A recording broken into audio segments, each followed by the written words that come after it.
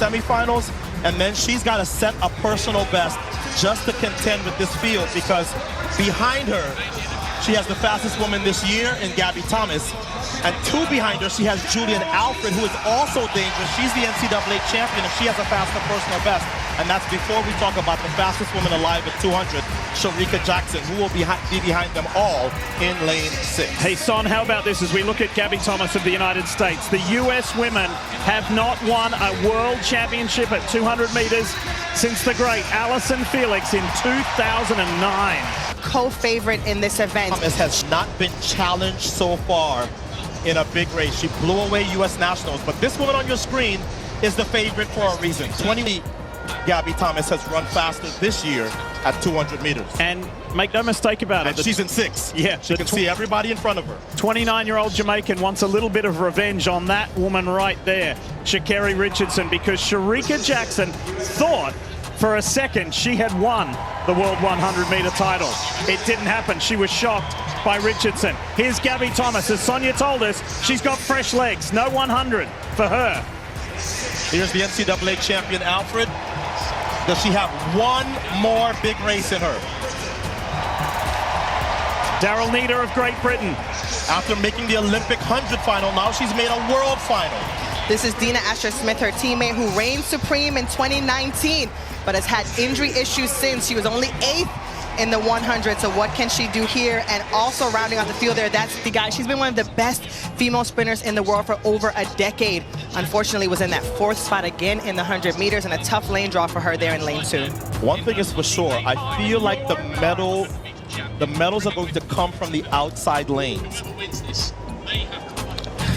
We keep saying it, we haven't had a bad final yet in the field. Women's 200. Shericka Jackson, outside has already been passed. Here comes the world champion, Shericka Jackson into the home straight. She has stamp on this event. She's going to go back-to-back for Jamaica, the first since Marlene Honey, and she crosses in 21:41. Wow, that is a meet record. She is getting closer to FloJo's world record.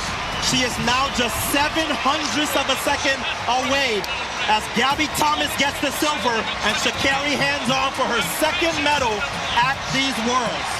That wasn't even close, Otto, and I could tell the way that she ran the 100, she was in the middle of the track, all of her chief competition in front of her, she executed to perfection.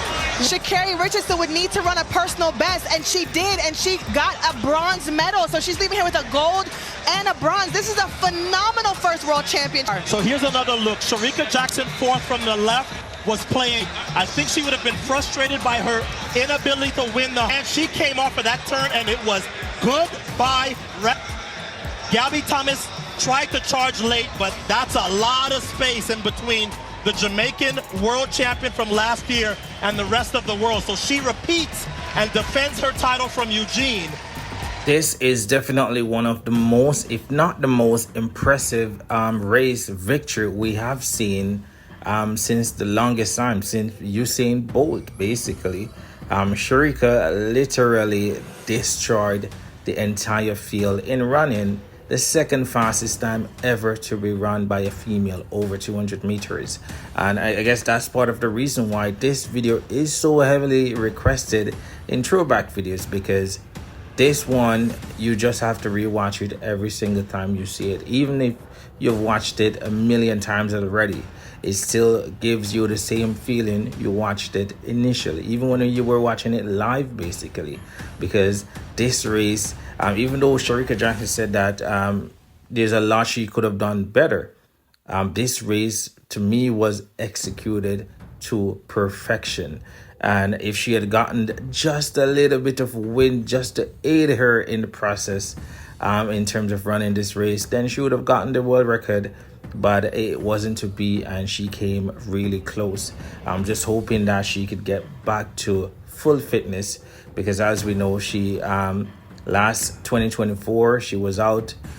She did not get to compete at the Olympic Games any at all. She booked her spot but got injured leading up to the Olympic Games, so she did not get to compete 2025 was basically her year to recover, but she still had some ups, some downs with injuries as well. 2026 has started off her season pretty good, running 22.0 in her first 200 meters in China just a couple of days ago. So she's looking like she's getting back. Basically saying that her main focus is to stay healthy, not to get injured basically, because that hampered her process. She was on the verge of breaking the world record, and if she was fully fit in the year 2024, then that world record would have gone by the Olympic Games. But yeah, injury played a big part in what she's trying to do in terms of breaking the world record, and it's the reason why it's not broken already. But I have all the faith in that Shericka Jackson can definitely break this world record before she retires. We've never seen another 200-meter female athlete like her since Flojo, and we know the conspiracy surrounding Flojo and her times, which we will not be diving into in this video. But definitely Shericka Jackson seems to be rounding into great shape and possibly getting back to full fitness, and we might see another 21-4 race or even a 21-3 race this season. But hope y'all enjoyed this throwback race, and feel free to leave y'all thoughts on this one in the comments. Let me know how fast you think she'll go this season. That's all for today. Thank y'all for watching.